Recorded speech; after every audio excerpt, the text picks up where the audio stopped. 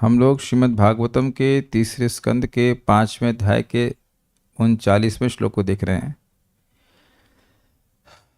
हम लोगों ने कल सुना था कि देवता जो तत्वों की सृष्टि भगवान ने करी, उनके नियामक देवता नानात्व के कारण अर्थात विभिन्न प्रकार के तत्वों के आपस में मिश्रण न होने के कारण अपने को सृष्टि के कार्य करने में असमर्थ देख रहे थे और उन्हें भगवान से प्रार्थना करना शुरू किया। प्रांजलय, तो प्रोचुः प्रांजलय, हाथ जोड़कर मनोहारी स्तुतियां भगवान से करी। तो स्वाभाविक सी बात है कि प्रश्न होगा कि क्या स्तुतियां करी। तो ये स्तुतियां हम इस अध्याय के अंत तक सुनेंगे। पहली स्तुति है देवताओं की, मेरे पीछे बोलिए। देवा ऊचुः, देवा ऊचुः, इसको क्या बोला? नमामते देवपदारविन्दं प्रपन्नतापोपशमात् पत्रम्। नमामते देवपदारविन्दं प्रपन्नतापोपशमात् पत्रम्। यन्मूलकेता यतयोऽञ्जसारो, यन्मूलकेता यतयोऽञ्जसोरु संसार दुःखं बहिरुत्क्षिपन्ति। यन्मूलकेता यतयोऽञ्जसोरु संसार दुःखं बहिरुत्क्षिपन्ति। देवा ऊचुः, देवा ऊचुः, नमामते देवपदारविन्दं प्रपन्नतापोपशमात् पत्रम्। नमामते देवपदारविन्दं प्रपन्नतापोपशमात् पत्रम्। यन्मूलकेता यतयोऽञ्जसोरो संसार दुःखं बहिरुत्क्षिपन्ति। यन्मूलकेता यतयोऽञ्जसोरो संसार दुःखं बहिरुत्क्षिपन्ति। नमामते देवपदारविन्दं प्रपन्नतापोपशमात् पत्रम्। नमामते देवपदारविन्दं प्रपन्नतापोपशमात् पत्रम्। यन्मूलकेता यतयोऽञ्जसोरु संसार दुःखं बहिरुत्क्षिपन्ति। यन्मूलकेता यतयोऽञ्जसोरो संसार दुःखं बहिरुत्क्षिपन्ति। नमामते देवपदारविन्दं प्रपन्नतापोपशमात् पत्रम्। नमामते देवपदारविन्दं प्रपन्नतापोपशमात् पत्रम्। यन्मूलकेता यतयोऽञ्जसोरु संसार दुःखं बहिरुत्क्षिपन्ति। यन्मूलकेता यतयोऽञ्जसोरो संसार दुःखं बहिरुत्क्षिपन्ति। बोलिए। देवा ऊचुः, देवा ऊचुः, नमामते देवपदारविन्दं प्रपन्नतापोपशमात् पत्रम्। नमामते देवपदारविन्दं प्रपन्नतापोपशमात् पत्रम्। यन्मूलकेता यतयोऽञ्जसोरो संसार दुःखं बहिरुत्क्षिपन्ति। यन्मूलकेता यतयोऽञ्जसोरु संसार दुःखं बहिरुत्क्षिपन्ति। देवताओं ने कहा, हे प्रभु, आपके चरणकमल शरणागतों के लिए छाती के समान है, जो संसार के समस्त कष्टों से उनकी रक्षा करते हैं। सारे मुनिगण उस आश्रय के अंतर्गत समस्त भौतिक कष्टों को निकाल फेंकते हैं। अतएव हम आपके चरण कमलों को सादर नमस्कार करते हैं। देवाऊचु अर्थात देवताओं ने कहा, हे देव विभु सर्वसमर्थ, प्रपन्न ताप उपशमम आतपत्रम, जो प्रपन्न हैं, जो आपके शरणागत हैं, उनके ताप अर्थात आध्यात्मिक, आदि भौतिक, आदि दैविक तापों को उपशमित अर्थात शांत करते हैं। शांत करने में आतपत्रम छाती के समान हैं। एक छत्र के रूप में अपने शरणागत के ताप का उपशमन करने वाले ते आपके पदारविंदम आपके चरणारविंद को नमाम, हम सब सादर नमस्कार करते हैं। यत, और उसी चीज को स्पष्ट करते हैं कि कैसे भगवान के चरण कमलों का आश्रय लेकर के व्यक्ति के दुख नष्ट होते हैं। उसको समझाते हुए कहते हैं यत, यानी कि जिन चरण कमलों के मूल यानी तलवे का नीचे वाला भाग है उसका केतः आश्रय लिए हुए वे। अब केता शब्द का मतलब आश्रय कैसे है? आपने निकेत शब्द सुना है, शांति निकेतन, तो नितराम केता जो विशेष रूप से आश्रय हो, घर हो। तो यानी कि भगवान के चरण कमलों का ही आश्रय वह लिए रहते हैं, चरण कमलों के तलवे का आश्रय लेते हैं। ये भक्तों की नम्रता को सूचित कर रहा है।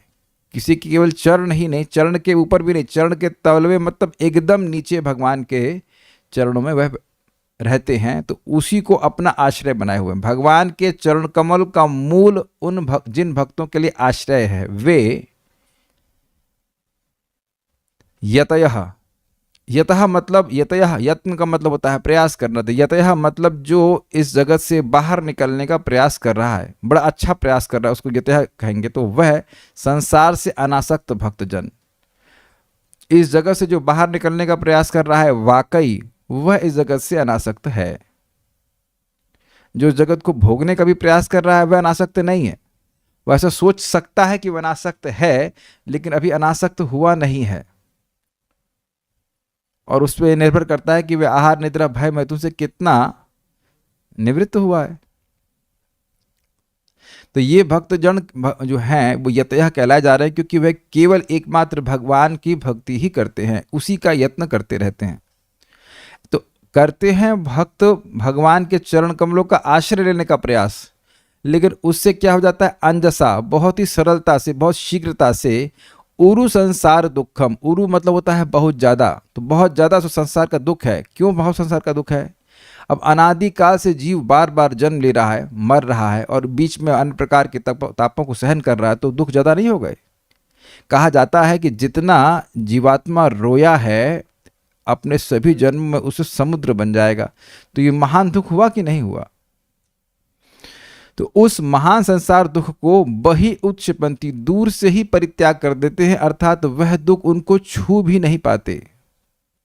जैसे कोई इस कमरे में प्रवेश करना चाहे और उसको इस हॉस्पिस के प्रांगण से, गेट से ही बाहर कर दिया जाए, तो उसे क्या कहेंगे? दूर से ही बाहर कर दिया जाए।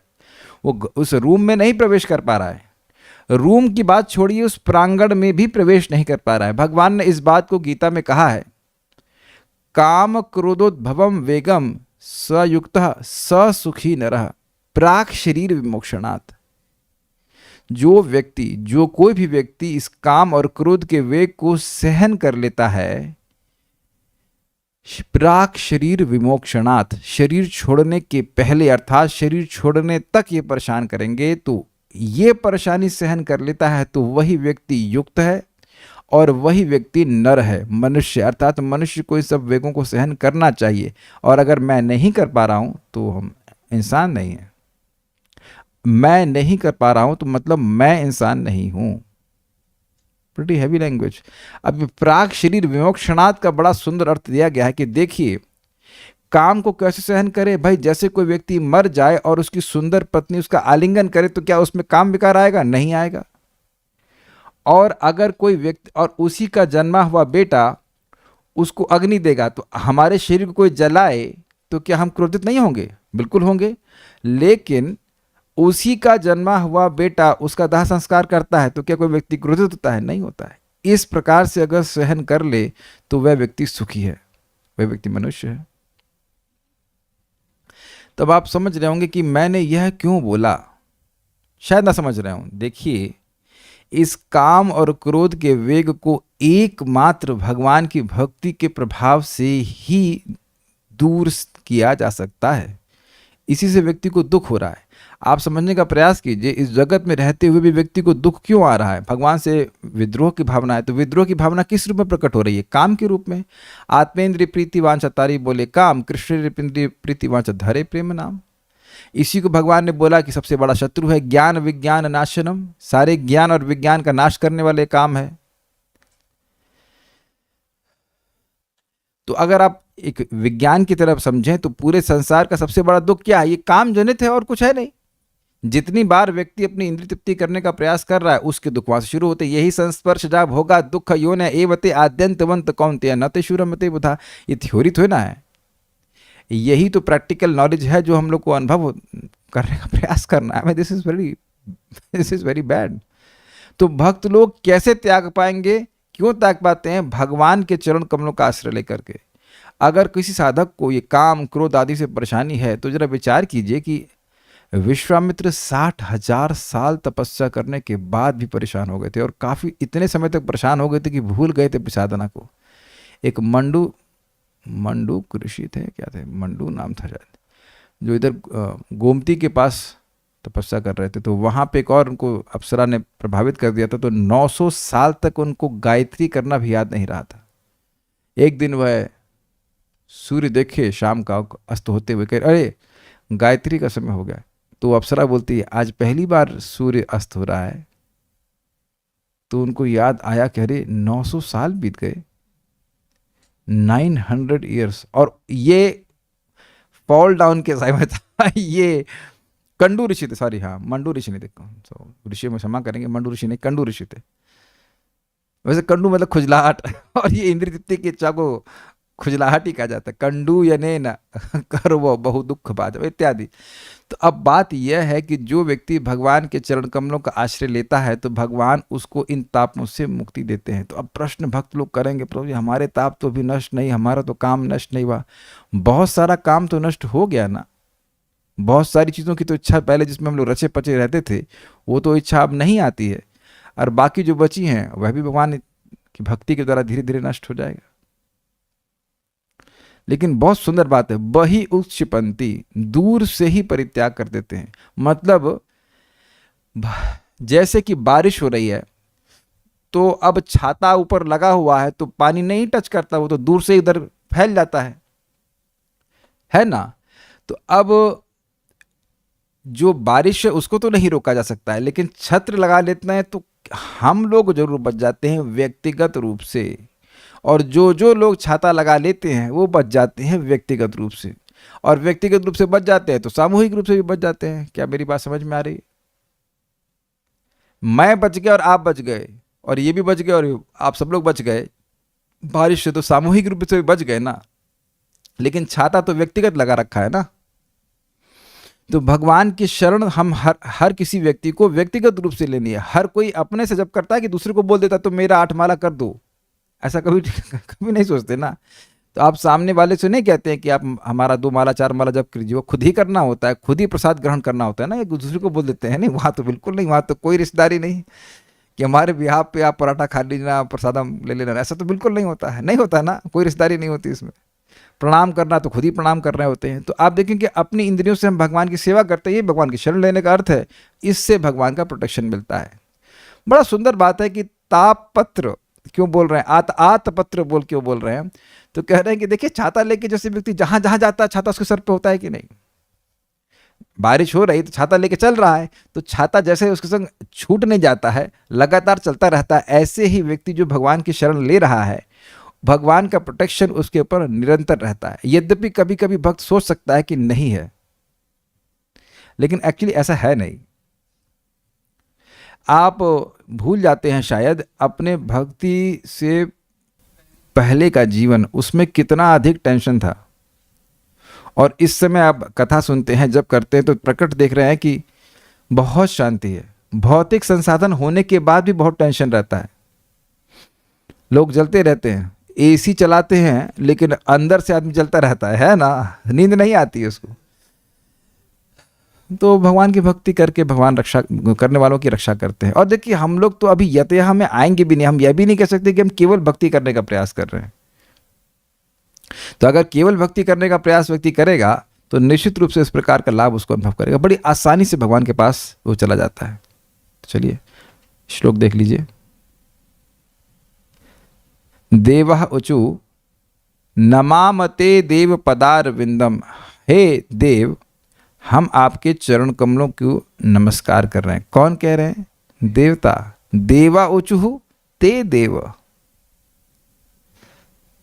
जैसे इस जगत में लोग देवताओं की शरण में जाते हैं, किस लिए जाते हैं? वो कार्य सिद्ध करने के लिए जो अपने सामर्थ्य से नहीं होता। क्या आप लोग चावल के लिए भी देवता के पास जाते हैं? नहीं जाते हैं। चावल तो ये दुकान में मिल जाता है एक सेंस में, लेकिन देवता के पास व्यक्ति तब जाता है जब उससे वो कार्य सिद्ध ना हो रहा हो। अग्री? तो जो सारे तत्वों के नियामक देवताओं से कार्य सिद्ध नहीं हो रहा है, उसकी सिद्धि के लिए वो भगवान के पास जा रहे हैं, इसलिए कहते हैं हे देव हमारी इस इच्छा को पूर्ण कीजिए। अभी तो इच्छा नहीं व्यक्त की, खाली प्रणाम कर रहे हैं।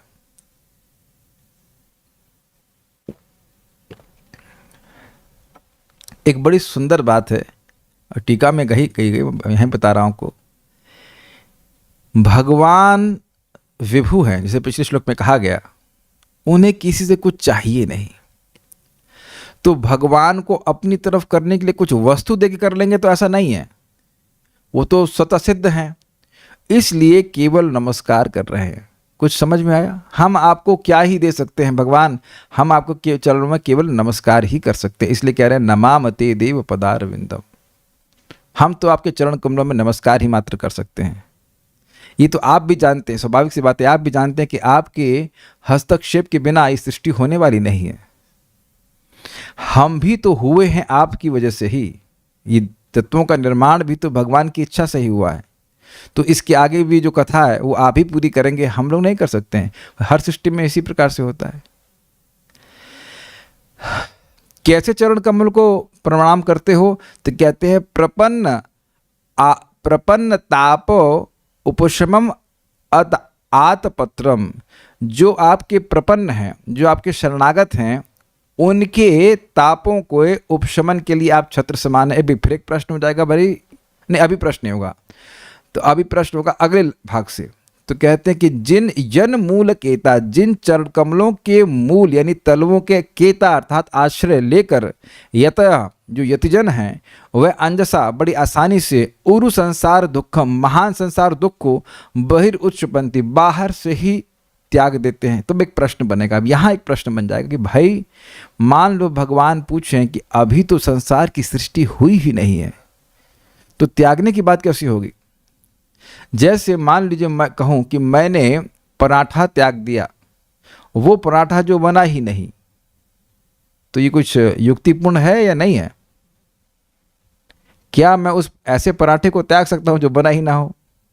तो आचार्यों ने एक प्रश्न उठाया है, बड़ा रुचिकर प्रश्न है कि जब संसार बना ही नहीं है अभी, इसीलिए तो प्रार्थना कर रहे हैं देवता लोग कि संसार बने, तत्व मिल ही नहीं रहे आपस में, तो आप यह कैसे कह सकते हो कि यतिगण यत्नशील लोग भगवान की भक्ति करके इस संसार चक्र से पार हो जाते हैं? तो इस पे उसका समाधान ऐसा किया गया है कि देखिए ये देवता त्रिकालज्ञ हैं और ये सिद्धांत को बता रहे हैं जो शाश्वत है। बस सृष्टि कोई पहली बार तो हो नहीं रही है, तो पिछली सृष्टि में भक्तगणों ने भगवान के चरण कमल का आश्रय लेकर संसार दुख को पार कर गया, संसार दुख को दूर से ही त्याग करके भगवान के धाम की प्राप्ति करी थी, इसलिए सिद्धांत को यहाँ प्रस्तुत किया जा रहा है। क्या कैच किया आपने इस बात को? काफी इंटरेस्टिंग ऑब्जर्वेशन है। जब ये क्लास हुई ही नहीं थी तो क्या किसी के प्रश्न करने का मतलब बनता है? नहीं बनता है। तो प्रश्न समझ में आ रहा है? प्रश्न ये है कि जब सृष्टि अभी हुई ही नहीं है तो आप लोग यह कैसे कह सकते हो, भगवान मान लो कहें कि आप लोग ये कैसे कह सकते हो कि मेरे भक्त मेरी शरण लेकर के संसार चक्र को पार बड़ी आसानी से संसार दुख को पार कर जाते हैं? अभी तो संसार की सृष्टि हुई ही नहीं है, इसीलिए तो आप लोग प्रार्थना कर रहे हो। तो उसके उत्तर में वो कहते हैं कि भाई यह तो हम लोग त्रिकालज्ञ हैं, ये जो देवता है वो तीनों काल के जानने वाले हैं, इसलिए ये शास्त्र के सिद्धांत को बता रहे हैं।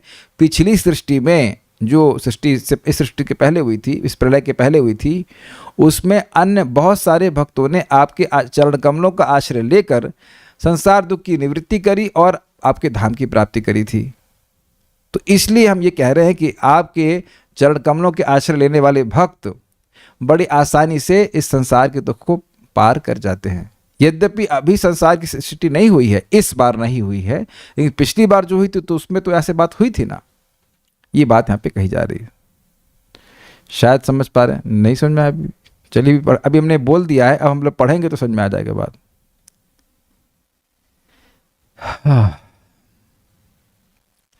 परस्पर में मैं बड़ा हूं इस प्रकार की भावना के कारण एक दूसरे से नहीं मिल पाने के कारण विश्व के कर्मों के करने में असमर्थ होते हुए निर्विण्ण होकर देवताओं ने भगवान श्री हरि की स्तुति करी। अब ये बड़ा रुचिकर पॉइंट है।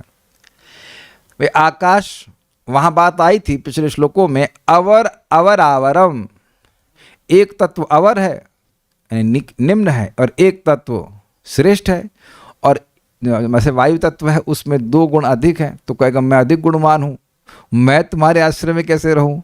तो जैसे यहाँ पे लोग कोऑपरेशन नहीं करते आपस में उसी तरह से तत्वों का आपस में कोऑपरेशन नहीं था। पृथ्वी कहती थी मैं 5 गुणों से युक्त हूँ, मैं तुम्हारे आश्रय में, मैं तुमसे मिल के क्यों चलूँ। जल ने कहा नहीं, मैं वायु से बड़ा, मैं अग्नि से बड़ा हूँ। अग्नि कहती नहीं, मैं तुमसे पहले ही आई। तो इस तरह से किसी में कम गुण, किसी में ज़्यादा गुण। भाई अग्नि में यह गुण है कि वो पहले आई, और जल में यह गुण है कि उसमें एक रस गुण अधिक है। तो इस तरह से आपस में झगड़ा कर लिया इन लोगों ने। ये कहने का तरीका है कि इन लोगों ने आपस में झगड़ा कर लिया कि हम श्रेष्ठ तुम श्रेष्ठ। तब कैसे बात आगे बनती, सृष्टि होती नहीं।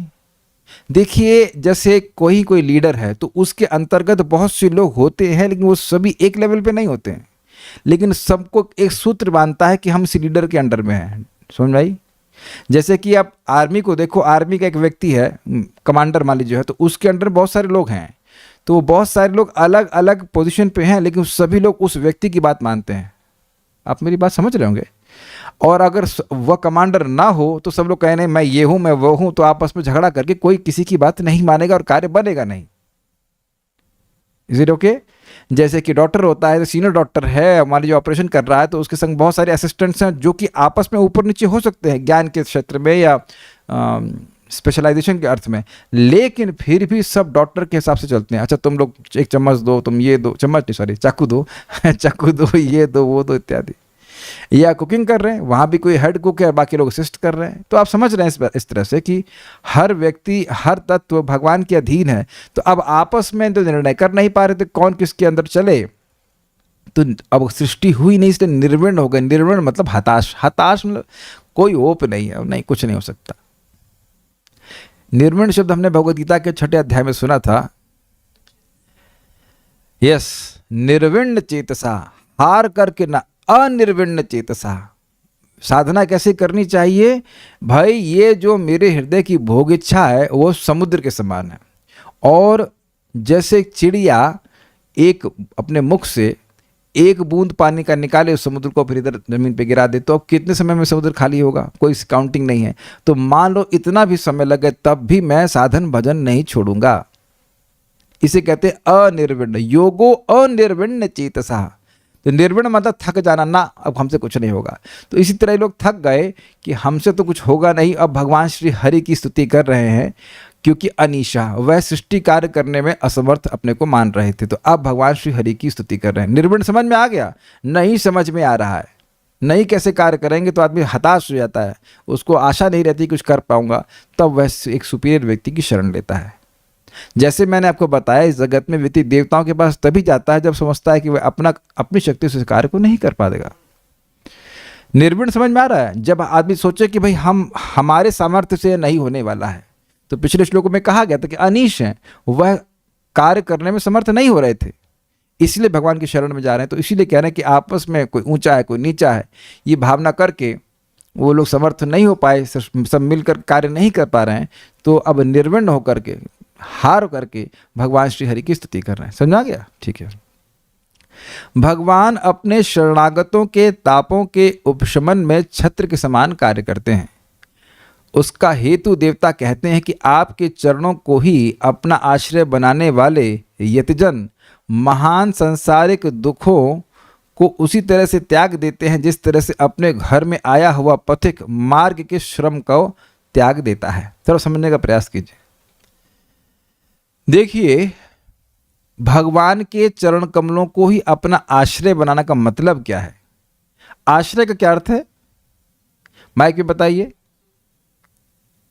जहाँ सुख की प्राप्ति और दुखों की निवृत्ति। यस, तो भगवान के चरण कमलों को ही अपना आश्रय बनाना, अर्थात भगवान के चरण कमलों से ही मुझे सुख मिलेगा और इसी से मेरे दुखों की निवृत्ति होगी। अर्थात भक्ति करके ही मैं सुखी हो सकता हूँ और किसी कार्य से मैं सुखी नहीं हो सकता, इसी से मेरे दुखों की निवृत्ति होगी। ये चीज़ तो स्वाभाविक है जीव में, इस प्रकार की इच्छा, सुख की प्राप्ति और दुख की निवृत्ति। लेकिन समझने का प्रयास कीजिए, जो मिक्स्ड डिवोटी है वह ऐसा नहीं होता है। वह कभी कभी वह भक्ति भी करता है और फिर सोचता है कि नहीं, केवल भक्ति से थोड़ा सुख मिलेगा, कुछ भोग भी करूंगा उससे मुझे सुख प्राप्ति होगी। तो ऐसे व्यक्ति की बात नहीं कर रहे हैं, क्योंकि भोग कर, जहाँ भोग होगा वहाँ दुख तो आना ही है। हीट को टच करेंगे तो हीट मिलेगी, ताप तो मिलेगा ही, है ना। तो यहाँ यह मतलब जो भगवान की भक्ति के अलावा कोई कार्य करते ही नहीं, चाहे मन से, चाहे वाणी से, चाहे शरीर से। अब यद्यपि मैं इस स्तर पर हूँ नहीं, लेकिन जब श्रीमद् भागवतम को सुनते हैं तो हमारे हृदय में ऐसा यति बनने की इच्छा इम्प्लांट हो जाती है। अगर सुनेंगे ही नहीं तो हम अपने आप को महान भक्त मानते रहेंगे, यद्यपि हम हैं नहीं। इस प्रकार का यति होना बहुत बड़ी बात है। यहाँ केवल व्यक्ति भक्ति ही कर रहा है और भक्ति में ही अपने सुख को देखता है और कहीं नहीं। बहुत बड़ी बात है ये। बेसिकली तो ये जीवात्मा की स्वरूपगत स्थिति है। मछली पानी में ही सुख देखती है और पानी में ही दुख की निवृत्ति देखती है, पानी के बाहर नहीं जाती है ना। तो मछली का पानी के बाहर सुख ढूंढना पागलपन है, लेकिन क्या करें, मैं पागल हूं। मतलब बद्धजीव तो पागल है ही ना, और मैं भी बद्धजीव हूं। ये स्वीकार करना चाहिए कि मैं पागल हूं। Whenever I am पागल, whenever I want to gratify my senses, I am पागल। मछली जल की रानी है, जीवन उसका पानी है। तो हम लोग मछली की तरह जल में ही सुखी रह सकते हैं और किसी तरह से रह ही नहीं सकते हैं। But we are programmed otherwise. तो धीरे धीरे करके वो डीप्रोग्रामिंग होती है। तो जिन्हों की डीप्रोग्रामिंग हो गई है वो अब माया की शरण लेते ही नहीं, माया के किसी भी प्रलोभन में ये विचार नहीं करते कि मैं इससे सुखी हो जाऊंगा। तो ऐसे व्यक्ति बहुत दूर से ही दुखों को त्याग देते हैं, अर्थात दुख उनका स्पर्श ही नहीं कर पाते। जैसे अब धूप कितनी भी हो, लेकिन अगर छाता आपके पास अच्छा है तो वो दूर से हट जाती है, वो टच नहीं कर पाती, स्पर्श नहीं कर पाती ना। ऑलमोस्ट लेट्स से इतना गैप, 3-4 फीट के गैप से ही वो दूर हो जाती है और निरंतर दूर रहती है। छाता नहीं यूज करते हैं ना आप। छाता जैसे आप लगाते हैं, सब तरफ धूप है तो आपके पास छाया आ जाती है कि नहीं, दूर हो जाती है कि नहीं। तो उसी तरह से बोलना है। नोट, भगवान के चरण कमल छत्र के रूप में तो कार्य करते ही हैं, साथ ही भक्तों के अभिष्ट को पूरा करते हुए प्रकाशमान है, इसलिए उनको देव कहते हैं। अब इसका मतलब क्या है, थोड़ा सा जल्दी। देव मतलब वह व्यक्ति जो बहुत प्रकाशमान हो। देव का मतलब होता है द्योतमान, चमकीला। आप लोगों को ये अंडरस्टैंडिंग होगी ही कि कोई देवता है तो वो बहुत तेजस्वी होता है। इस जगत में होते नहीं कोई लोग चाहता, लेकिन अगर कोई व्यक्ति बहुत तेजस्वी होता है, बहुत उसके शरीर से तेज प्रकट हो रहा होता, तो हम लोग कह भी देते हैं कि वो तो देवता जैसे लग रहे हैं। तो देवता की अंडरस्टैंडिंग है ही हमारी कि देवता के शरीर से कुछ ज्योति निकल रही होगी। ये समझ रहे हैं ना बात। तो ये देव का अर्थ ही होता है द्योतमान, अर्थात जो बहुत चमकीले हों, प्रकाशमान हों। तो भगवान के चरण कमल छत्र के रूप में तो कार्य करते ही हैं, भक्तों के अभिष्ट को पूरा करने के लिए प्रकाशमान है। वो चरण कमल चमक रहे हैं और ये बात भक्तों को चमक रही है कि भगवान के चरण कमल यानी भगवान हमारी इच्छित अभिष्ट वस्तुओं को प्रदान करेंगे। तो इसलिए उनको यहाँ पे देव कहा गया। ठीक है, नेक्स्ट देखिए, जब हमें अपने कार्य की सिद्धि के लिए कोई साधन ना दिखे तो क्या हम साधन के लिए अंधकार में हैं या नहीं हैं? हमको कोई रास्ता नहीं सूझ रहा है कि ये कार्य कैसे होगा, कैसे सिद्ध होगा, तो हम अंधकार में हैं कि नहीं? तो भगवान के चरण कमल प्रकाशमान हैं, तभी तो इस अंधकार को दूर करते, इस अर्थ में कि भगवान के चरण कमल के आश्रय लेकर मेरा कार्य सिद्ध हो जाएगा। अब समझ में आ रहा है कि भगवान के चरण कमल क्यों प्रकाशमान कहे जा रहे हैं। They remove the darkness of ignorance of the means by which you can fulfill your desires. भगवान के चरण कमल उस अंधकार का नाश करते हैं जो कि उस रूप में व्याप्त, जो कि अपने अभिष्ट की सिद्धि के लिए पर्याप्त साधन को ना जानने का अभाव है। मेरे सुख कैसे प्राप्त होगा, नहीं समझ में आ रहा है, तो ये अंधकार है ना। जैसे अंधकार में कुछ सूझता नहीं है, ऐसे ही जीवन में आप कई बार देखेंगे कि हमें समझ नहीं आ रहा होता है कि हम इस चीज से, इस परिस्थिति से कैसे बाहर निकलेंगे। समझ रहे हैं बात को? ये तो सबके संग हुआ ही होगा। तो ऐसे में भगवान के चरण कमल प्रकाशमान है, वही, क्योंकि वो प्रकाशमान है, अगर कोई सुधी है, बुद्धिमान व्यक्ति है, तो वह भगवान के चरण कमलों का आश्रय लेता है। इसलिए यहाँ पे भगवान को देव कह रहे हैं। अंधकार में कोई प्रकाशमय स्थान है, वही तो हमको रास्ता दिखाता है। ये अंधकार में कोई अंधकारमय चीज हमें रास्ता दिखाती है। ठीक है। सारार्थ दर्शनी आतपत्रम अर्थात छत्र। जो भक्त जन आपके चरण कमलों का आश्रय लेते हैं, वे ही, न कि अन्य साधक, संसार के दुख को शीघ्र ही उरु अर्थात मूल सहित दूर फेंक देते हैं। मतलब अब वह दुख दोबारा कभी जनित ही नहीं होता।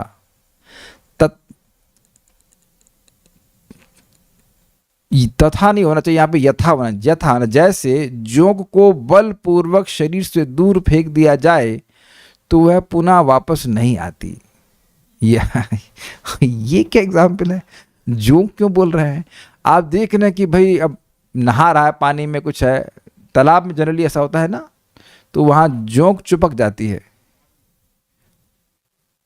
तो अब जोंक चिपक गई तो उसको पकड़ करके आप फेंक दिए, तो अब वो उड़ करके तो नहीं आ जाएगी आपके पास। इसलिए एग्जाम्पल को दे रहे हैं। अब एक भक्त कह रहे हैं जोक का मतलब क्या होता है? It's not joke, joke, joke ये जोक नहीं है, ये जोक, इंग्लिश में इसको लीच कहते हैं, जो खून चूसती है। बड़ा अच्छा शब्द दे रहे हैं। अब आप समझ सकते हैं मतलब कभी चिपकी हो तो समझ सकते हैं कि बहुत अच्छा बोला राजकुमार प्रभु कि जल्दी निकलती नहीं है। देखिए सब लोग बोलना शुरू हो गए उस दुख का अनुभव किए हैं तो बहुत, और खून, निरंतर खून पीती रहती है और मोटी होती जाती है। वो खून पीती जाएगी, मोटी होती चली जाएगी। एक भक्त कह रहे हैं, यहाँ पे कह रहे हैं कि ये भी समझ में नहीं आता कि कैसे पकड़ी है। तो खैर जो भी हो, डर तो होता होगा। Oh this is interesting. तो राजकुमार प्रभु इस राज की बात बता रहे हैं कि यह भी नहीं मालूम चलता है कि खून पी रही है। दिस इज वेरी इंटरेस्टिंग, क्योंकि इस जगत को दुखालय कहा जाता है, जहां दुख तो हैं लेकिन ये छुपे हुए हैं। व्यक्ति सोच रहा है कि मैं अपने प्रयासों से ये इस दुख की निवृत्ति कर लूंगा, बस इतना थोड़ा एडजस्ट कर लूं मैं और सुखी हो जाऊंगा। क्या इसको स्वीकार कर रहे हैं? दुखालय है लेकिन, और दुख होता भी है लेकिन कुछ छुपा हुआ सा लग रहा है। ऐसा है कि मतलब अभी निकलना नहीं है। जैसे भाई किसी घर में अग्नि लग गई हो तो भागेंगे वहां से, वहां कौन सा करियर बनाएंगे हम, है कि नहीं? लेकिन कहीं ना कहीं है, कहीं ना क्या, हर कहीं यही देख रहे हैं लोग, करियर बना रहे हैं। ये है, उसकी चिंता, इसकी चिंता, इस जगत से बाहर निकलने की चिंता तो नहीं है। तो बड़ा सुंदर एग्जाम्पल दिया कि जोंक लीच है, वो खून तो पी रही है लेकिन अब समझ नहीं आ रहा है कि वो खून पी रही है। काफी इंटरेस्टिंग एग्जाम्पल है, बड़ा सोच करके दिए है। हाँ, हमें तो कभी जोक नहीं पकड़ी है, ना हम चाहते हैं कि पकड़े, लेकिन ये एग्जाम्पल बड़ा सुंदर दिया है कि चिपक जाती और छुड़ाए नहीं छूटती है। बड़ा मुश्किल है। तो ये मुश्किल की दृष्टि से और चुपके चुपके खून पीने की दृष्टि से उसको बलपूर्वक दूर फेंक देंगे तो अब वो आपके पास उड़ करके तो नहीं आएगी। तो कह रहे हैं कि उसी प्रकार से भगवान की शरण ले करके भक्त लोग इस संसार रूपी दुख को मूल से ही फेंक देते उठा करके, नहीं मिलता दोबारा। देखिए ये बात तो अपने जीवन में आप देख रहे हैं। अब मैं अपनी बात करूं तो कुछ इच्छाएं बिल्कुल खत्म हो गई हैं और कुछ इच्छाओं से भी हम संघर्ष कर रहे हैं। अभी तो संघर्ष चल रहा है। तो जो इच्छा खत्म कर दिए हैं वो तो जागृति नहीं हो रही है। और ना मैं चाहता हूँ जागृत हो, मैं अहंकार से नहीं बोल रहा हूँ। भगवान का ये तरीका है प्यूरिफिकेशन का। This gives me amazing hope कि भाई जो इच्छा समाप्त कर दिए तो वह हमेशा के लिए समाप्त कर दिए। ये आप लोगों के संग भी कोई ना कोई होगा इस प्रकार की कुछ इच्छाएं जो एकदम मतलब स्वप्न भी नहीं आता, उन्हें स्वप्न में भी वो इच्छा नहीं आ सकती। This gives me lot of hope कि यह भागवतम पढ़ते रहना चाहिए, भक्ति करते रहना चाहिए। और अन्य भक्तों के हृदय में हम देखते हैं कि जो इच्छा मेरे हृदय में है वो उनके इच्छा है ही नहीं। तो इसका मतलब है कि उनका और प्यूरिफिकेशन हो चुका है। हर व्यक्ति अलग अलग क्रम पे है। जिन चीज़ों से मैं परेशान हो जाता हूँ उससे वह नहीं परेशान होते, जिन चीज़ों से अन्य चीज़ लोग परेशान होते उससे मैं नहीं परेशान होता। मतलब सभी लोग अलग अलग चेतना के लेवल पर हैं, उससे नीचे नहीं जा रहे हम लोग। जिस स्तर पे वहाँ संघर्ष हो रहा है, मैं अपनी बात कर रहा हूँ और आप लोग की बात भी शायद कर रहा हूँ, उससे नीचे नहीं जा रहे और भक्ति करने धीरे धीरे प्रगति हो रही है। आप समझ पा रहे हैं? एक बार जो इच्छा भगवान ने समाप्त कर दी वो उदित नहीं होने देते फिर वो अगर नलस कोई हमसे अपराध हो जाए तो एक बड़ी बात है, वो अलग बात है, लेकिन ऐसे हम समान भक्ति का जीवन जिएंगे तो उसको समाप्त ही कर देते हैं। तो इसी अर्थ में कि भाई जोग दूर चली गई तो वापस दोबारा नहीं आने वाली। अतः वे भक्तजन ऐसे कष्टप्रद जीवन को शीघ्र ही जड़ से दूर फेंक देते हैं, किंतु जो भगवान के चरण कमलों की का होना चाहिए, चरण कमलों का आश्रय नहीं लेते, वे संसार को विलंब पूर्वक एवं मूल सहित नहीं फेंकते हैं और पुनः संसार उन्हें दोबारा पुनः आ गया और पुनः संसार उन्हें ग्रस लेता है। अब इसको थोड़ा समझने का प्रयास कीजिए। कोई व्यक्ति भगवान की भक्ति कर रहा है तो भगवान स्वयं ही उसके हृदय को साफ करते हैं, उसकी रिस्पॉन्सिबिलिटी हमारी नहीं है। शृण्वतः स्वकथा कृष्णा पुण्य श्रवण कीर्तना हृदयंतस्थ ही अभद्राणी विधुनोति सुरसताम। जो व्यक्ति भगवान श्री कृष्ण की कथा को रोज सुनता है तो भगवान स्वयं ही उसके सुहृद होने के नाते, उसके मित्र होने के नाते, उसका मंगल करने वाले होने के नाते उसके हृदय के अभद्र को नष्ट कर देते हैं। लेकिन ये किसके संग होता है? जो भगवान की कथा को सुन रहा है, जो भगवान की भक्ति कर रहा है। लेकिन ऐसे बहुत से लोग हैं जो भगवान की भक्ति नहीं करते, भगवान की कथा नहीं सुनते, वो अपने बल पर अपनी तपस्या के द्वारा वैराग्य को धारण करने का प्रयास करते हैं और ऐसे लोग पुनः संसार में गिरते हैं। ये नेरविंदाक्ष विमुक्त मानिनस्त्वयस्त भावान् अविशुद्ध बुद्धया आरुह्य कृच्छे न परम पदम ततः पतंति नादृत युष्मद पदांग्रय। ये अन्य कुछ अन्य लोग हैं जो भगवान के भक्त नहीं हैं। ये ने अरविंदाक्ष विमुक्त मानना, हे अरविंदाक्ष, वह कुछ अन्य लोग हैं जो अपने को विशेष रूप से मुक्त मानते हैं, अर्थात मुक्त है नहीं। त्वयस्त भावाद अविशुद्ध बुद्ध, ये क्यों नहीं है भाई विमुक्त क्यों नहीं है? तो कहते हैं आपके चरणों में उनका भाव अस्त हो गया है, आपके प्रति सम्मान की भावना नहीं है, आपको भगवान नहीं मानते हैं। त्वयि आप में अस्त भावाद, आप में उनका भाव, उनका आदर सम्मान वह नष्ट हो गया है। त्वयस्त भावाद अविशुद्ध बुद्ध, ये क्योंकि उनकी बुद्धि अविशुद्ध है। विशुद्ध और अविशुद्ध, विशेष रूप से अविशुद्ध, विशेष रूप से अशुद्ध, अविशुद्ध, विशुद्ध मतलब विशेष रूप से शुद्ध और आ लगा दीजिए मतलब विशेष रूप से नहीं शुद्ध। विशेष रूप से अशुद्ध कह सकते हैं। यस। आरुह्य कृच्छ्रेण परम पदम ततः, अगर वह परम पद को भी प्राप्त करते हैं और बहुत प्रयास करके, बहुत तपस्या करके प्राप्त करते हैं, तब भी पतंति नादृत युष्मात् पदांग्रह, आपके चरण कमलों का अनादर करने के कारण वह गिर जाते हैं। इसको और खोल के बताऊंगा कि कुछ लोग निर्विशेष ब्रह्म का अनुसंधान करते हैं, ज्ञानी लोग होते हैं।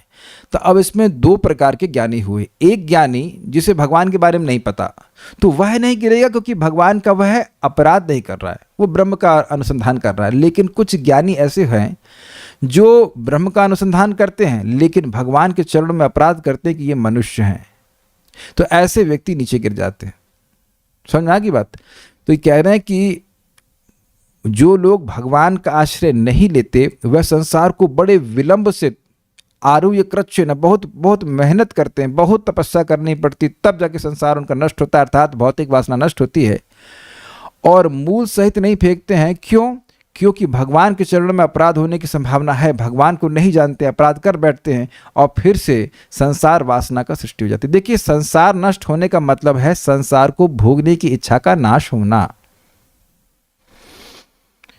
इस जगत में कोई व्यक्ति है और केवल भगवान की सेवा में लगा है तो उसकी कोई इच्छा नहीं आ रही है तो कोई दिक्कत नहीं। अपने जीवन में आप देखते होंगे या देख रहे होंगे अलग अलग स्तर के अनुसार कि कभी कभी कोई भोग की इच्छा नहीं आती किसी भी प्रकार की, तो व्यक्ति बड़ी शांति का अनुभव करता है एटलीस्ट कुछ दिन के लिए उसके बाद फिर कुछ आ जाता है। तो अब अगर केवल भगवान की भक्ति में लगा हुआ है तो यानी कि उसके हृदय में कोई और वासना आ ही नहीं रही है। वासना आएगी तो उसके अनुसार कार्य करेगा, वासना आ ही नहीं रही तो उसके चित्त में उसमें शांति है। संसार कहाँ है? संसार तो केवल भोग की इच्छा से ही होता है। चाहे मान लीजिए रसमलाई खाने की इच्छा है तो चलो बन जाओ, अगले जन्म में मिठाई वाले बन जाओ, व्हाटएवर मिठाई वाले का चूहा बन जाओ, सम इट कैन बी एनीथिंग, लेकिन इच्छा होगी तब ना जन्म लेगा। तो जब इच्छा ही नहीं है तो इस जगत में भी सुखी रहेगा, दोबारा भी जन्म नहीं लेगा।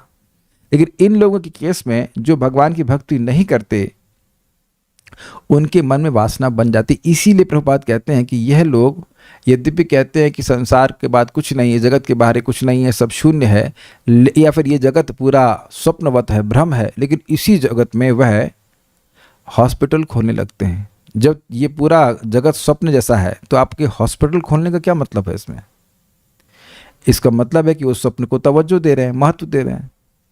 तवज्जो मीन्स सिग्निफिकेंस, इंपॉर्टेंस। अब उर्दू भी जानते हैं, ठीक है। यह बात समझनी चाहिए कि यद्यपि जैसे एग्जाम्पल आप देख लीजिए विश्वामित्र का, 60,000 साल तपस्या किए लेकिन भक्ति नहीं किए। इसको एक और उदाहरण से आप समझ लीजिए कि मान लीजिए कि 5 मुख वाला सर्प है और उसके अपने गर्दन से कस के पकड़ा हुआ है, तो जैसे ही हाथ जरा सा ढीला होगा तुरंत कोई ना कोई फन मार देगा वो। लेकिन अगर उस सांप के दांत ही तोड़ दी जाए तब, अब कितना भी डांस करे, फूक फूक करता रहेगा लेकिन वह कुछ जहर नहीं डाल पाएगा। उसी प्रकार से भगवान की भक्ति करने के द्वारा इंद्रियों के दांत ही टूट जाते हैं। अच्छा, जीव तुमको खाना है, चलो प्रसाद खाओ, कितना खाओगी? इतनी वैरायटी है प्रसाद खाने के लिए, कोई दिक्कत ही नहीं है। तो आप देख रहे हैं ना, सुनना चाहती हो, कान है, कृष्ण कथा सुनो, आंख भगवान के रूप को देखो। तो इस प्रकार से दांतों का जो इंद्रियां रूपी सर्प हैं उनके दांत ही टूट जाते हैं, वह कुछ प्रभाव नहीं दिखा पाते भक्त के ऊपर। और बड़ी सुंदर बात सुनी थी, बड़ी सुंदर बात हमने अपिचित सुंदराचार्य वाले श्लोक में सुनी थी कि भाई देखो, जैसे कोई भक्त है वो काम क्रोध आदि के द्वारा हार जाए, कुछ परेशान हो, लेकिन वो कैसा है? वो वैसे एक क्षत्रिय की तरह जो युद्ध कर रहा है, युद्ध में बाण लग गया लेकिन उसका मतलब यह नहीं है कि वह हार गया और इसने युद्ध करना छोड़ दिया। तो आप देखेंगे अपने जीवन में व्यक्ति काम क्रोध आदि के प्रभाव में पड़ जाता है, लेकिन ऐसा नहीं कि उसकी कथा सुनने की रुचि ही समाप्त होगी, वो कथा सुनना ही नहीं चाहे या जप करना ही नहीं चाहे। ये समझ रहे हैं? तो ठीक है, इंद्रियां परेशान कर सकती है कुछ समय तक, स्पेशली प्रारंभ में हम लोगों को, लेकिन अब ऐसा नहीं कि भक्ति के प्रवाह को रोक ही देंगी। और ऊपर से हमारे दयालु भगवान भी हैं जो जान रहे हैं कि इंद्रियां कठिन है, इंद्रियाणी प्रमाथिनी हरंती प्रसवम बना। वो जानते हैं कि भक्त संघर्ष कर रहा है, एट ही इज हैप्पी कि भक्त कम से कम संघर्ष तो कर रहा है। हाँ, जख्मी हुआ है लेकिन ये नहीं कि वो मर गया, मर नहीं सकता है। बड़ी अच्छी बातें यहाँ पे लिखी हैं, ठीक है। यह इसलिए हमें बहुत बड़ी शिक्षा ये ग्रहण करनी है, चाहे कितना भी माया में हो, क्लास में आना है, समझा है ना। और माया से एनओसी लेने की जरूरत नहीं है। क्या मैं आपको एनओसी लेकर के नो ऑब्जेक्शन सर्टिफिकेट लेकर क्लास में जाऊं? भैया तुम रुको, तुमने सुबह से परेशान किया, अभी हम क्लास कर ले, उसके बाद आपको दिखेंगे, अभी नहीं देख रहे, क्लास के समय आना है। This is very very nice. नहीं तो माया कभी एनओसी देने वाली नहीं है, और भगवान तो कभी ऑब्जेक्शन करते ही नहीं है। क्या आपको लगता है भगवान कभी ऑब्जेक्शन करेंगे कि आप भागवतम क्लास में आए, क्यों आए? Hear this again, will Krishna ever object to you or coming to Bhagavatam class? Hear it again, will Krishna object to your chanting of Hare Krishna and hearing of Bhagavatam and taking of prasad ever? बहुत गंभीर बात बोल रहा हूं मैं। क्या भगवान आप सोचते हो कि ऑब्जेक्ट करेंगे कि तुम भागवतम में नहीं आ सकते, तुमने ऐसा पाप कर दिया है, या तुम इतने भोग में लिप्त हो गए इत्यादि? ये भगवान तो कभी नहीं कहते हैं। हम अपने से सोचने लगते हैं कि हम इतने पतित हो गए कि अब हमारे लिए कोई होप नहीं है।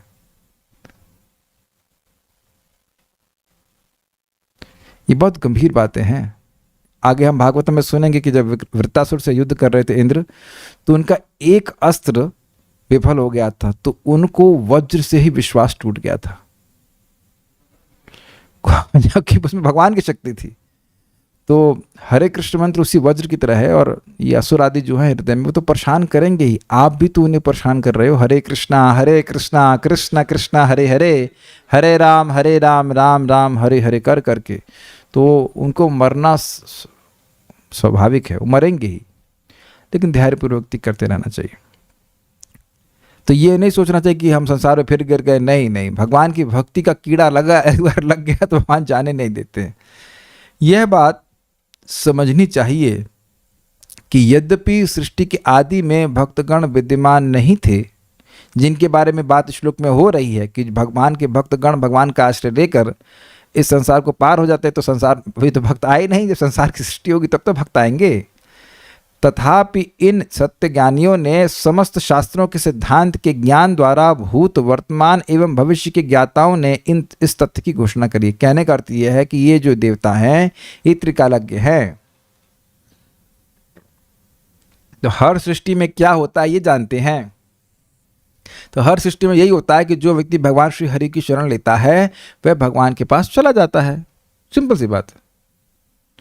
यही चीज़ मैंने परम पूज्य वृंदावन चंद्र महाराज से पूछी थी। ये केवल इसी तरह की कि भाई जब कोई व्यक्ति एक बार कृष्ण बोलता है, क्या कृष्ण, तो ब्रह्मा जी अपने लोक में ये मधुपर्क क्यों बनाने लगते हैं उसके लिए? अभी तो उसके हृदय में काम है, क्रोध है, बहुत सारी चीज़ें हैं। क्या एक ही बार कृष्ण बोलने से हमारा हृदय इन सब चीज़ों से रहित हो गया है? क्या आपका ऐसा अनुभव है क्या? नहीं, ऐसा तो नहीं होता है। और ना कई शास्त्र में लिखा है कि एक ही बार बोलने सब कुछ खत्म हो जाता है। लिखा जरूर है, लेकिन एटलीस्ट अनुभव तो नहीं होता हमारा। एक बार भी अगर कोई निरपराधिक रूप से नाम लेता है तो हो जाता है, लेकिन अभी तो ऐसा अनुभव नहीं हो रहा है। परेशान होते हैं हम लोग। तो महाराज वही बात बताए कि भाई उसका भविष्य देख करके ब्रह्मा जी जानते हैं कि उसने एक बार भी कृष्ण का नाम बोला है, तो अब इसका भविष्य इतना उज्जवल है कि मेरे लोक से होता हुआ भगवान के धाम जाएगा, इसलिए, और ये बहुत जल्दी होगा, इसलिए वह जल्दी जल्दी उसके लिए मधुपर्क बनाने लगते हैं, वेलकम ड्रिंक। जैसे आपने देखा होगा यहाँ परिक्रमा के लोग आते हैं, परिक्रमा में आएंगे बाद में लोग पहले जूस का बोतल लेकर खड़े हो जाते हैं, जूस के ग्लास लेकर खड़े हो जाते हैं, है ना? काफ़ी इंटरेस्टिंग है, काफ़ी एनकरेजिंग है, क्योंकि यहाँ तो हम 16 माला कर रहे हैं, कई सालों से कर रहे हैं, फिर भी लगता है अरे भाई अनर्थ तो बाकी रह गए। तब you should remember this glories and they are all true. अगर ये सत्य नहीं होती बात तो रूप गोस्वामी जी इसको अपने पद्यावली में नहीं रखते। बाल प्रबोधनी देवताओं की स्तुति को ही प्रदर्शित करते हैं कि देवताओं ने क्या बोला। वहाँ यानी वहाँ मतलब वहाँ का मतलब इस स्तुति में भगवान को जहाँ प्रार्थना हो रही है वहाँ पूर्ण कामत्व के कारण किसी भी पदार्थ का भगवान के लिए उपयोग नहीं है। ये जितने भी पदार्थ हैं, पृथ्वी, जल, वायु, अग्नि, आकाश, इसका भगवान से तो कोई मतलब है नहीं, इसलिए प्रथमतः प्रणाम ही कर रहे हैं। ये समझ में आई बात? भगवान को तो कुछ चाहिए नहीं, तो भगवान का कुछ अपनी तरफ लेने के लिए वह कोई वस्तु प्रदान करेंगे ऐसा नहीं है। केवल शरण ही ले सकते हैं, नमस्कार ही कर सकते हैं, ताकि भगवान उन पर दया करें। क्योंकि यही बात बोल रहा है कि आपके चरण कमलों का शरण जो लेते हैं उनके दुख को आप दूर करते हो, इसलिए हम आपके चरण कमलों को ही नमस्कार करते हैं। ठीक है। सर्व स्वामित्व के कारण भगवान पूजनीय है, इसलिए संबोधित करते हुए कहते हैं हे देव। समझ में आई बात? जैसे जगत में देवता को अपना स्वामी मान करके व्यक्ति उनको देव, हे शिव जी, हे देवाधिदेव भगवान शिव, देवताओं के भी आदि देव शिव जी के रूप में ऐसे बोलते हैं, या शनि देव, गणेश देव, ऐसे करके बोलते हैं। गणेश देवता कहते हैं ना। तो इस प्रकार से देव कहने का अर्थ है कि वह हमारे स्वामी हैं। तो सारे देवता उनको देव इसलिए कह रहे हैं, ये सूचित करता है कि भगवान सभी देवताओं के स्वामी हैं। नेक्स्ट, हे देव, हम आपके चरणों में नमस्कार कर रहे हैं। आप किस लिए नमस्कार करते हैं? यदि यह प्रश्न हो तो अपने संताप की निवृत्ति के लिए करते हैं। हम लोग बड़े दुख में हैं इसलिए कर रहे हैं। इसको स्पष्ट करने के लिए कहते हैं कि भगवान आप अपने शरणागत भक्तों के जो आध्यात्मिक, आदि दैविक, आदि भौतिक दुख हैं उनका नाश एक छत्र के समान करते हुए वर्तमान रहते हैं, ये अर्थ है। आप तो अपने सभी भक्तों के तापों को नष्ट करते हैं, इसलिए हम भी अपने संताप की निवृत्ति के लिए आपको प्रणाम करते हैं। परंतु अब बड़ी इंटरेस्टिंग बात है, मान लो भगवान कहें कि भाई अगर मैं सभी के जो मेरे शरणागत हैं उनके तापों को दूर करता हूं और यह भी देखा जा रहा है कि इन तापों की निवृत्ति अन्य साधनों से नहीं हो रही है, तो सभी लोगों को मेरे चरण कमलों की शरण लेनी चाहिए, लेकिन ऐसा तो दिखता नहीं है। परंतु इस जगत में सभी तो दुखी हैं, कौन दुखी नहीं है? तो सब लोग भगवान की शरण में क्यों नहीं जाते हैं? यदि यह शंका हो तो विवेक के अभाव को सूचित करने के लिए कहते हैं कि जो भक्त भगवान के चरण कमलों के मूल को ही अपना आश्रय बना लेते हैं, वे विवेकी भक्त मन के नियमन में प्रयासरत रहते हुए अनायासी उरु अर्थात बहुत अधिक होते हुए भी जन्म मरण आदि लक्षण इस संसार के दुख को दूर से ही त्याग देते हैं। यह अर्थ है। क्या मतलब हुआ? मतलब ये हुआ कि भगवान यद्यपि अपने शरणागतों के दुख को दूर कर देते हैं, लेकिन भगवान की शरणागति स्वीकार करनी है ऐसा विवेक सबका होता नहीं है। नहीं होता ना, वो लगे रहते हैं अपने दुखों की निवृत्ति के उपाय में, लेकिन मिलता है केवल दुख या सुख की प्राप्ति के प्रयास में लगे रहते हैं, लेकिन उसका उपशमन होता नहीं, उसकी प्राप्ति होती नहीं और दुखों का उपशमन होता नहीं है। तो इससे उनको विवेक भी नहीं हो रहा है कि अरे इससे तो मुझे सुख नहीं मिल रहा है, इससे this how it is there, this is how this world is. तो अब भक्त लोग यतः क्या कह रहे हैं? यतः मतलब उनका केवल प्रयास इस मामले में होता है कि उनका मन भगवान में लगा रहे, संसार की निवृत्ति का प्रयास नहीं कर रहे होते हैं, अपने मन को भगवान में लगाने का प्रयास कर रहे होते हैं। और आप देखिए यही भगवान ने बोला है, मन मना भव मद भक्तो मदयाजी माम नमस्करूं, तुम मुझे स्मरण करो, मेरे भक्त बनो, मेरी पूजा करो, मुझे नमस्कार करो। संसार को छुड़वा करके अपने पास तो लाने का काम मेरा है, इसमें संशय मत करो। मन तो हर व्यक्ति का कहीं ना कहीं लगा ही हुआ है कि नहीं, चाहे भक्ति कर रहा हो या नहीं, तो मन तो कहीं ना कहीं लगा ही हुआ है। तो भक्तों का प्रयास ये है कि भाई कहीं ना लग करके वह केवल भगवान में लगाया जाए, ये प्रयास रहता है। अब उस प्रयास को वो करते रहते, इसलिए उनको यतः कहते हैं। लेकिन इस वजह से मन को लगा रहे हैं भगवान में, लेकिन इस वजह से जो संसार का बहुत बड़ा दुख है, बार बार जन्म मृत्यु रूपी जो माला के समान है, एक फूल होता है, दूसरा फूल होता है, फिर तीसरा फूल होता है, इस प्रकार से जन्म मृत्यु की माला कहा जाता है, वो बहुत बड़ा दुख है, उसको वह बड़ी आसानी से दूर से ही त्याग देते हैं, उसमें कभी प्रवेश नहीं करते। यदि भक्त का जन्म होता भी है तो इसीलिए ताकि उसकी भक्ति की लता में फूल फल आदि आ जाएं, वो कर्म के प्रावधान से जन्म नहीं लेता। प्रमाण इसका 6वां अध्याय भी है और अन्यत्र भी। आतपत्र पद से यह सूचित होता है कि जिस प्रकार छत्र के अधोभाग में स्थित, नीचे वाले भाग में स्थित व्यक्ति को सूर्य का संताप नहीं प्राप्त होता है, उसी प्रकार भगवत आश्रित भी संसार ताप को नहीं प्राप्त होते हैं। और इसी बात को श्रीमन चैतन्य महाप्रभु ने सनातन गोस्वामी को कहा कि आप में तीनों ताप विद्यमान नहीं है, क्योंकि वह भगवत विमुख नहीं है। जो व्यक्ति भगवत विमुख है उसी को ताप सताते हैं, उसी को माया ताप देती है, अन्यथा जो भगवान के प्रेमी है उनको नहीं दे पाती, देती ही नहीं है, पाती वाली बात नहीं, देती ही नहीं है।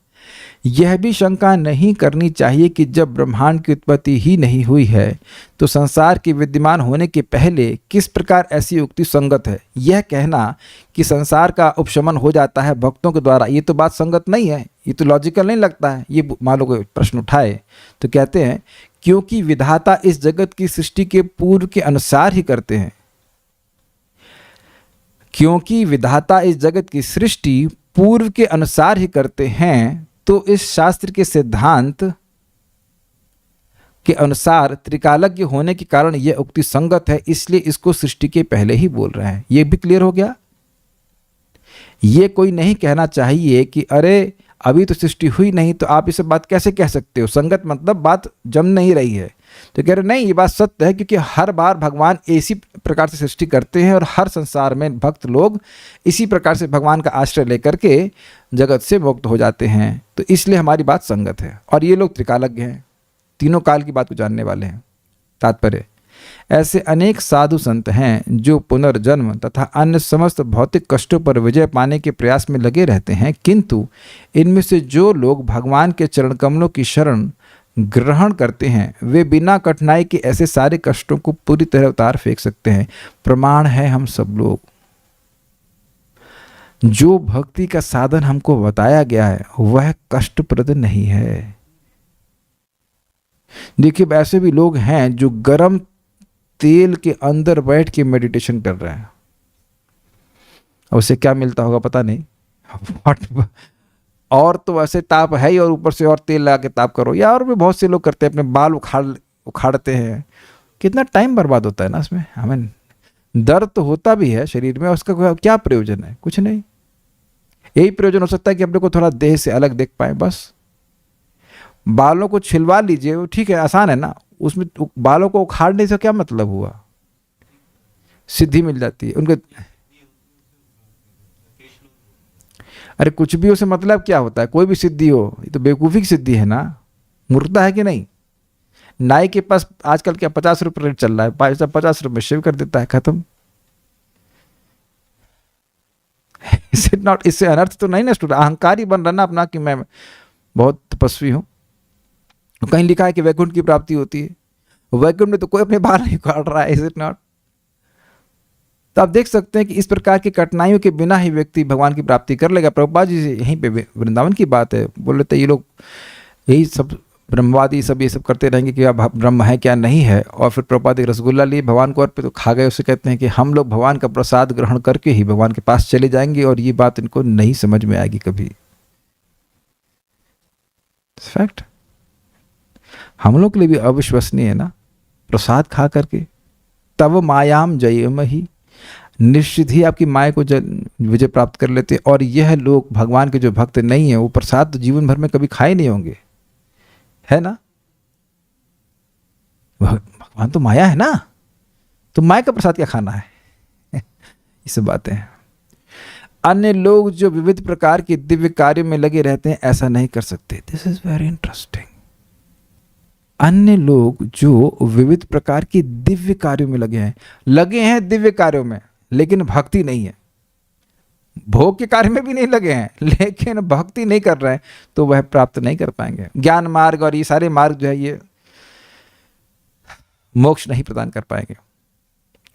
उनके लिए ऐसा कर पाना बहुत कठिन है, इस संसार को त्यागना बहुत कठिन है। वे भगवान के चरण कमलों की शरण में गए बिना मुक्त होने के लिए कृत्रिम विधि का चिंतन कर सकते हैं, किंतु ऐसा संभव नहीं है। राम नाम को अंक है और सब साधन शून्य, अंक गए कछु हाथ नहीं, अंक रहे 10 गुण। तो भगवान का नाम, भगवान राम का नाम कोई नहीं बोल रहा है और बड़े बड़े साधन कर रहा है, तो क्या स्थिति है? वो जीरो और जीरो और जीरो और जीरो। तो जीरो के बाद 1000 जीरो लगा दीजिए फिर भी जीरो, लेकिन एक नहीं लगाया। और एक अगर जीरो के पहले लगा दिया तो 10, उसके बाद एक और जीरो लगा दीजिए 100, उसके बाद और जीरो लगा दीजिए तो 1000, ऐसे करके हो जाएगा। तो राम नाम को अंक है और सब साधन शून्य, अंक गए कुछ हाथ नहीं, अंक रहे 10 गुण। सिंपल सी बात है। तो इसीलिए चैतन्य चरितामृत में कहा गया है कि भगवान का नाम भक्ति के नवदा भक्ति को भी पूर्णता प्रदान करता है। बिना नाम उच्चारण करके किए भक्ति की पूर्णत्व नहीं होता है। और नाम जप नहीं करेंगे, ठीक है और ठीक है करेंगे, लेकिन हरे कृष्ण नहीं बोलेंगे। आप देखिए, आप बड़ा मुश्किल है कन्विंस करना लोगों को जप कराना, बहुत मुश्किल है। पता नहीं हम सब लोग कैसे करने लगे। महाप्रभु की कृपा है, महाप्रभु की महाकृपा है, नहीं तो ये असंभव मानिए, नहीं हो पाता लोगों से। ठीक है, यह उन देवताओं का मत है जो न केवल वैदिक ज्ञान में पटु हैं, अपितु भूत वर्तमान तथा भविष्य के भी दृष्टा हैं। वो त्रिकालज्ञ हैं, वो इनका ओपिनियन मैटर करता है क्योंकि उन्हें सब कुछ देख रखा है। ये भगवान को देख सकते हैं, ये सब कुछ जानते हैं, इसलिए बोल रहे हैं। देवताओं के मत महत्वपूर्ण है क्योंकि देवता ही विश्व व्यवस्था संबंधी कार्य व्यापार का पदभार संभालने के लिए प्राधिकृत होते हैं। अधिकृत होते हैं, ऑथराइज्ड, वे भगवान द्वारा उनके विश्वसनीय सेवकों के रूप में नियुक्त रहते हैं और उनकी बात विश्वसनीय है, विश्वास के योग्य है। कोई भक्तों का प्रश्न है तो मैं देख लेता हूँ।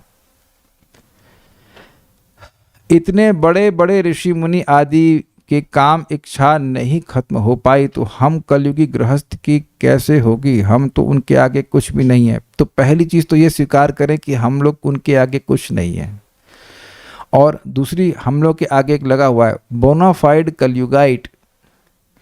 तो पहली चीज़ अपने हृदय में इस नम्रता से स्वीकार करें कि हम लोग कलयुगी जीव हैं। कैसे हम भगवान चैतन्य महाप्रभु की कृपा के बिना हमारा उद्धार होगा? पहले ये नम्रता आना बहुत जरूरी है। वो चाहे गृहस्थ हो चाहे अनमैरिड हो, ये सब बातें जब तक व्यक्ति भगवान का नाम आश्रय नहीं लेता है, कथा का आश्रय नहीं लेता है, तब तक वह इस सब चीज़ों से मुक्त हो ही नहीं सकता, कितना भी प्रयास कर लें। तो ये आपकी बात है, ये हमारी अयोग्यता ही सबसे बड़ा अस्त्र है कि भाई महाप्रभु, भाई नहीं, हे महाप्रभु आपकी कृपा, हे श्रील प्रभुपाद आपकी कृपा के बिना अपना तो कोई चांस नहीं है, हम तो नीचे ही गिरेंगे। और इसीलिए जीव गोस्वामी जी कहते हैं कि कलयुग में नम्र होना आसान है कि क्योंकि योग्यता ही नहीं है कोई, और यही सबसे बड़ी योग्यता है कि भाई कोई अपने में योग्यता ना माने।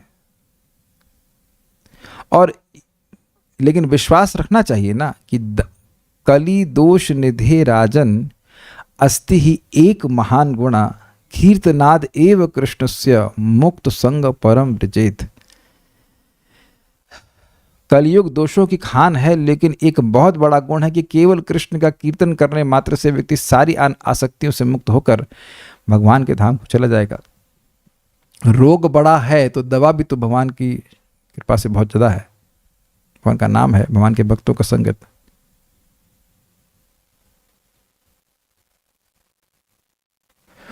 भक्त कह रहे हैं कि उन्हें 900 साल तक याद नहीं आया, हमारी तो उम्र भी 100 साल की नहीं होगी, कैसे भक्ति में फोकस कर सकें और काम इच्छा को त्यागें?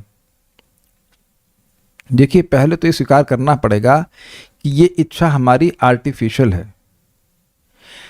जो मैथुन आदि की इच्छा या और भी कुछ भोगने की इच्छा है, वह आत्मा के ऊपर नहीं है, आत्मा के ऊपर है, आत्मा की नहीं है। और वह भी इसलिए है क्योंकि हमने संस्कार ऐसे कई जन्मों में बिता रखे हैं, कभी सुखी नहीं हुए हैं। तो पहली चीज तो ये स्वीकार करें कि ये चीज त्याज्य है। कम से कम शास्त्र श्रवण करके व्यक्ति ये स्वीकार तो कर रहा है कि ये चीज त्याज्य है। और इस बात को भगवान ने गीता में कहा है कि जो व्यक्ति, इंग्लिश में कहते हैं at least one should not be resentful of the principles, जो सिद्धांत हैं उनके प्रति द्वेष नहीं करे, तो भगवान के आशीर्वाद मांगे, भगवान की कृपा मांगेगा तो धीरे धीरे करके व्यक्ति उससे मुक्त होगा। देखिए, बात बहुत सिंपल है। प्रसंगमजनम पाशम आत्मनः कवयो विदु स एव साधु सुकृतो मोक्ष द्वारम अपावृतम। ये जो भोग वासना है यह तो अजर है, ये बूढ़ी नहीं होती है। इंसान बुढ़ा हो जाता है लेकिन बूढ़ी नहीं होती इच्छा। लेकिन यही आसक्ति अगर साधुओं में संगत में रख दी जाती है तो फिर वह मोक्ष कारण बन जाती है। तो ये जो भक्तों की संगति है, भगवान के नाम का जप है, ये बहुत प्रबल साधन है। धीरे धीरे करके ये भावना समाप्त होती है। अरे एक जन्म में नहीं हो, 10 जन्म में भी समाप्त हो जाए तब भी बहुत बड़ी बात है कि नहीं। कम से कम भोजन को भगवान को अर्पण करके ग्रहण करे, सुबह उठ करके नाम जप करे, शाम को कथा सुने, तो इसको कम से कम 10, 20, 30 साल करके तो देखेगी कितना प्रभाव पड़ा है। और यही चीज बोली गई है कि भगवान की भक्ति में कौन व्यक्ति अधिकारी है? जिसका हृदय अभी काम आदि से पूरी तरह शुद्ध नहीं हुआ है लेकिन कथा में रुचि हो गई है। तो कथा अपने आप ही विरक्ति जागृत कराएगी। हम नहीं त्याग सकते, हम त्याग खुद से सकते तो त्याग दिए होते ना आज तक। कथा पकड़ लीजिए, कथा पकड़ते पकड़ते अपने आप ही सारी बातें त्याग दी जाती हैं और कोई आश्रय है ही नहीं। निरपराधिक नाम हम लेते हैं कि नरापराधिक नाम जब हो जाता है तब टेस्ट मिलता है। देखिए, जब हम अपराधों से बचने का प्रयास करते हैं तो धीरे धीरे करके व्यक्ति निरपराधिक स्टेज पे आता है। जब बचने का प्रयास कर रहे हैं तब भी अपराध हो जाते हैं, लेकिन भगवान देखते हैं, हमारे हृदय को शुद्ध करते हैं, तो उसे नामाभास स्टेज कहते हैं। धीरे धीरे करते व्यक्ति निरपराध स्टेज पे आता है अपने आप। Devtas know more than human beings. Also in this shloka they are telling eternal Siddhanta. Then why don't Devtas try to become pure devotees? How do you know that they are not pure devotees? आपने कैसे निर्णय ले लिया कि वह शुद्ध भक्त नहीं हैं? यही तो पिछले श्लोक में बोला गया था कि वह शुद्ध भक्त हैं, तभी तो ऐसी प्रार्थना कर रहे हैं। क्या ऐसी प्रार्थना अशुद्ध भक्त करते हैं? क्या मैं ऐसी प्रार्थना कभी किया हूं अपने से, खुद स्वयं से? कोई देवता बन गया तो वो अशुद्ध भक्त हो गया, यमराज जी अशुद्ध भक्त हैं, महाभागवत है कि नहीं? ब्रह्मा जी तो फाउंडर आचार्य है ना गौड़िया इस संप्रदाय के, ब्रह्मबद्ध गौड़ी संप्रदाय के। तब शिव जी के अशुद्ध भक्त नहीं है, दुर्गा जी के शुद्ध भक्त नहीं है, बहुत सारे शुद्ध भक्त हैं, गणेश जी शुद्ध भक्त हैं। कुछ देवता मिक्स डिवोटी भी हैं, लेकिन सारे देवता शुद्ध भक्त नहीं हैं, ये कैसे आप कह सकते हो? अच्छा, एक प्रश्न है, योग्यता नहीं होने का मतलब पेसिमिस्टिक होना होगा क्या? जी नहीं, ऑप्टिमिस्टिक। जैसे कोई व्यक्ति बहुत बीमार है तो वो क्या समझता है, मैं बीमार हूं लेकिन हमारे वैद्य जी समर्थ हैं, तो उसके हृदय में आशा आती है कि मैं ठीक हो जाऊंगा क्योंकि ये बहुत समर्थ है। और इसको अन्य लोग भी बोलते हैं, अरे भैया हमें तो कैंसर था, हमें तो ये था, हमें तो वो था, फिर भी वैद्य जी ठीक कर दिए। तो नम्रता का मतलब है कि मैं पतित हूं लेकिन भगवान समर्थ हैं, दयालु हैं, वे मेरा उद्धार कर देंगे। This is the meaning of humility. केवल अपने को निम्न देखते रहेंगे तो हम लोग नेगेटिव जोन में चले जाएंगे, डिप्रेशन में चले जाएंगे। लेकिन भगवान की ओर देखना, अपनी ओर देखेंगे तो अपना उद्धार नहीं दिखेगा, लेकिन भगवान की ओर देखेंगे तो उद्धार ही दिखेगा। That will give us hope. और कोई प्रश्न भी है? अगर नाम जब करते टाइम भगवान की लीला याद हो, याद जो सुने हैं और कृष्ण बुक में पढ़े हैं वो याद आती है तो क्या ये ऑफेंस? नहीं। हरि नाम महिमा सुनने पे भी भौतिक आसक्ति बनाए रखना अपराध है? हाँ है। तब तो बीज आप कीजिए और बोलिए भगवान क्या करूं, मैं आसक्ति बनाए रखा हूं, इसको हटाइए आप। मैं कुछ नहीं कर सकता। बोलिए, कुछ कह रहे हैं आप? हरे कृष्ण प्रभु जी, आपने बोले विवेक जिन लोगों को नहीं मिल रहा है वो लोग भगवान की भक्ति में नहीं आ रहे, और फिर उसके बाद भी चर्चा हुई कि मतलब जैसे हम लोग भक्ति में आए हुए भगवान जी की असीम कृपा से, तो जिन लोग को विवेक नहीं मिल रहा, क्या उन लोग को भगवान इच्छा से प्रदान नहीं भाई, अभी उनकी सुकृति नहीं बन रही है। और भक्तों के संगति होती है तो वो तुरंत स्वीकार भी नहीं करते हैं। बहुत से लोगों को टाइम लगता है, प्रभाव चला जाता है, स्वीकृत हो जाता है। जैसे मान लीजिए हम कार्यक्रम के लिए कल जा रहे हैं कहीं, तो कुछ गीता दी जाएगी, कुछ पुस्तक दी जाएगा, प्रसाद दिया जाएगा। अब सारे लोग थोड़ा ना स्वीकार करेंगे, उसमें एक आध दो लोग होंगे जो स्वीकार कर लेंगे, लेकिन सबको सुकृत बन जाती है।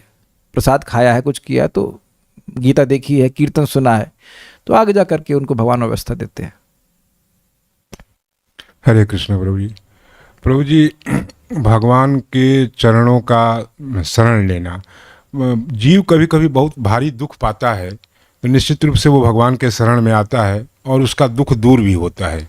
लेकिन कुछ समय पश्चात जब दुख दूर हो जाता है तो पुनः वो थोड़ा लापरवाह हो जाता है, इसीलिए भगवान फिर दुख देते हैं जी। तो उसके लिए हमें क्या करना चाहिए? भगवान करेंगे। देखिए, दो बातें हैं, दुख में सुमरण सब करे, सुख में करे न कोय, जो सुख में सुमरण करे दुख काहे को होए। तो अगर हम कथा में केवल दुखी हो तब आए, ये तो बहुत अच्छी बात नहीं है, अच्छी बात ठीक ही है। लेकिन अगर सहज रुचि है कि अगला श्लोक क्या होगा, अगला श्लोक क्या होगा, तो कथा सुनने की रुचि रहेगी, जब करने में रुचि रहेगी, तो फिर दुख उतने लगेंगे नहीं। जैसे चालान हो 500 रुपये का और आपको देने पड़े 5 रुपये, तो आप खुश होंगे कि दुखी होंगे? तो खुश हो जाएंगे। तो उसी प्रकार से दुख आएगा जीवन में, लेकिन जब शास्त्र सुनते रहेंगे तो मन में विश्वास रहेगा कि ये उतना नहीं आया, और वास्तविक रूप से उतना नहीं आता जितना कि आना चाहिए। तो व्यक्ति उसको सह लेता है और आगे अपना बढ़ जाता है। जगत का स्वरूप इस प्रकार का है। एक प्रश्न आखिरी फिर लग जाते हैं। कोई सिर्फ कथा सुने, प्रसाद ग्रहण करे और नाम जप ना करे तो? देखिए, कथा सुन रहा है तो कब तक वो नाम जप नहीं करेगा, ये एक सोचने वाली बात है। और वह क्यों नहीं करेगा? जरूरी नहीं कि 16 माला करे, एक माला तो जरूर करेगा, नहीं तो सुन ही क्या रहा है और वो क्यों सुन रहा है फिर। और अगर अगर अगर अच्छा दूसरी बात क्या, मानो जब नहीं करेगा तो क्या आप उसे पिस्तौल ला के जब करा देंगे? तो क्या कह सकते हैं। देखिए दोनों प्रकार के लोग होते हैं, कुछ लोग कथा सुनने में रुचि रखते हैं, कुछ लोग जप करने में रखते हैं, कुछ लोग केवल जप करते हैं, कथा बिल्कुल नहीं सुनते हैं। तो अब तो कुछ तो करे, कुछ भी ना करने से तो कुछ करना ही अच्छा। स्वल्पमस्य धर्मस्य त्रायते महतो भयात्। कथा सुन रहा है, एक दिन उसको क्लिक कर जाएगा कि भाई नाम जप करना महत्वपूर्ण है। नाम में रुचि कैसे बढ़ाएं? अच्छा, मैथमेटिक्स पढ़ के, अलजेब्रा पढ़ाई कर करके। एक हम आज रिसर्च किए कि भाई आज, अब ये लौकिक बात है लेकिन इसका लिंक है इससे, कि ये लोग सोयाबीन क्यों खाने शुरू कर दिए, सोयाबीन चंक्स। तो मैं रिसर्च किया कि जब पहले इंट्रोड्यूस किया गया था तो भारतीय लोगों ने रिजेक्ट कर दिया था कि उसमें टेस्ट ही नहीं था, तो उसको फ्री दिया गया और फिर लोगों ने इसको खाना शुरू किया तो उसमें अब टेस्ट हो गया। मैं उसका प्रमोशन नहीं कर रहा हूँ, उसको अच्छा चीज़ नहीं है, लेकिन मैं बोल रहा हूँ कि मेरा थोड़ा जिज्ञासु प्रवृत्ति है, तो मैं रिसर्च करता ये आया कैसे, क्यों आया, कैसे आया और लोग कैसे खाना शुरू कर दिए। ये भारतीय उत्पादन तो है नहीं, तो लोग जो है उसकी रुचि प्राप्त। हाँ बिल्कुल, एग्जाम्पल चाय का भी एग्जाम्पल ऐसे, चाय फ्री बांटी गई, अब लोग सब चाय चाय कर रहे हैं। सर्वस्व चाय मृति सन्निविष्ट, सभी कह रहे थे चाय पीने की इच्छा हो गई है। तो पॉइंट यह है कि जो चीज़ का टेस्ट आप चाहते हो उसको बार बार स्वीकार करने से टेस्ट आता है कि नहीं। स्वाभाविक सी बात है, मान लीजिए कोई आपने फल खाया ही नहीं है तो नहीं खाने से तो रुचि नहीं आ जाएगी। तो बार बार जप करने से, एकाग्रता से जप करने से, आदर पूर्वक अनुदिनम रोज जप करे और आदर पूर्वक जप करेगा तो अविद्या का नाश हो जाएगा और नाम रूप गुण लीला आदि सभी के प्रति रुचि होगी। जैसे जिस भक्त ने प्रश्न किया है उसकी सहज कथा में रुचि है, कि हम देखते हैं कैसे अपना बिल्कुल सजग होकर के क्लास सुनते हैं। तो अगर मैं आपसे पूछूं या आपसे कोई व्यक्ति पूछे कि प्रभु जी कथा में रुचि कैसे होगी, मान लीजिए मैं जूनियर डिवोटी हूँ, मानी क्या लीजिए मैं हुई जूनियर डिवोटी, मैं आपसे पूछ रहा हूँ कि हे प्रभु आप ये बताइए कथा में रुचि कैसे होगी। कथा में नहीं आने से टाइप कीजिए, बताइए। तो आप ये कहेंगे भाई कथा में आओ, कथा में आएंगे तो कथा तो अपने आप में मादक है, अविद्या नष्ट करेगी और आपको आकर्षित कर लेगी। उसी प्रकार से जप करते रहेंगे तो जप स्वतः ही